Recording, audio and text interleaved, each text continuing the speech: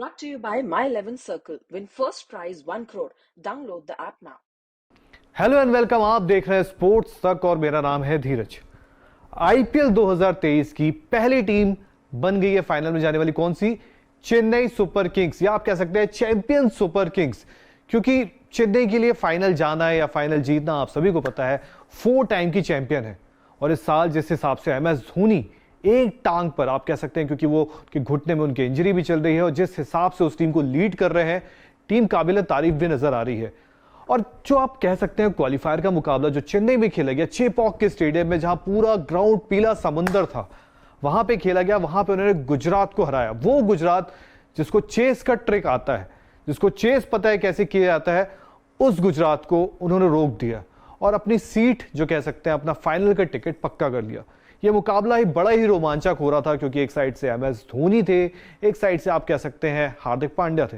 But इस मुकाबले में कुछ ऐसा भी हुआ जो थोड़ा अजीब सा था। अब वो क्या था, आप मेरे पीछे तस्वीर देख रहे हैं, आपको बताता हूं। ये मुकाबला चल रहा था और ये मुकाबले का सीन तब का है जब आप कह सकते हैं चेन्नई स्कोर को डिफेंड कर रहा था। जो उन्होंने 172 रन बोर्ड पे लगाए थे उसको वो डिफेंड कर रहे थे। और ये उस वक्त का है जब तकरीबन 15 ओवर हो चुके थे। अब हुआ क्या, इस दौरान आपने मैच लाइव देखा होगा तो आपने ये देखा होगा कि एमएस धोनी जो एम्पायर है उनसे बात कर रहे होते हैं और फिर पूरी टीम एक साथ खड़ी हो गई थी। तो बीच में कई लोगों को अभी तक ये भी समझ में नहीं आया था कि हुआ क्या, ये चल क्या रहा है। तो पूरी फिल्म क्या है, इस बारे में आपको बताता हूं कि उस दौरान हुआ क्या। दरअसल एमएस धोनी ये बात कर रहे होते हैं एम्पायर से। होता यह है कि आईसीसी का रूल ये कहता है कि कोई भी खिलाड़ी, चाहे वो गेंदबाज हो चाहे वो बल्लेबाज हो, अगर वो कुछ मिनट के लिए ग्राउंड से बाहर जाता है, एक टाइम लिमिट होती है आईसीसी के रूल में 8 मिनट की, अगर 8 मिनट से बाहर वो जाता है, 8 मिनट से बाहर वो रह के आता, भले वो 9 मिनट क्यों ना हो, भले वो 8.5 मिनट क्यों ना हो, अगर वो बाहर जाते हैं और फिर आते हैं तो कुछ पल उनको फील्ड पे बिताना पड़ता है। और उसके बाद अगर वो गेंदबाज है, अब दरअसल कहानी हुई कि पथिराना बाहर जाते हैं। पथिराना आप सभी को पता है उनके मेन बॉलर है, वो बाहर जाते हैं और फिर वो लौट के आते हैं। जब वो लौट के आते हैं तो कुछ देर वो ग्राउंड पे रहते हैं। ऐसा नहीं है कि वो स्टार्ट में जब आते हैं तो 3-4 मिनट तकरीबन वो ग्राउंड पे रहते हैं। लेकिन होता क्या है, जब उनके 4 मिनट हो जाते हैं तो एमएस धोनी उनको गेंद पकड़ाते हैं, क्योंकि अब आपको पता है जब 30 पे 71 रन चाहिए हो सामने राशिद, और राशिद तो आपको पता है कुछ भी बल्ले से कर सकते हैं, विजय शंकर भी रेड हॉट फॉर्म में ही चल रहे हैं, तो उनको गेंद थमाते हैं। बट होता इस दौरान ये है कि जो एम्पायर होते हैं, लेग एम्पायर जो होते हैं, वो रोक देते हैं एमएस धोनी को, बोलते हैं नहीं, आप इनसे गेंदबाजी नहीं करवा सकते। क्यों?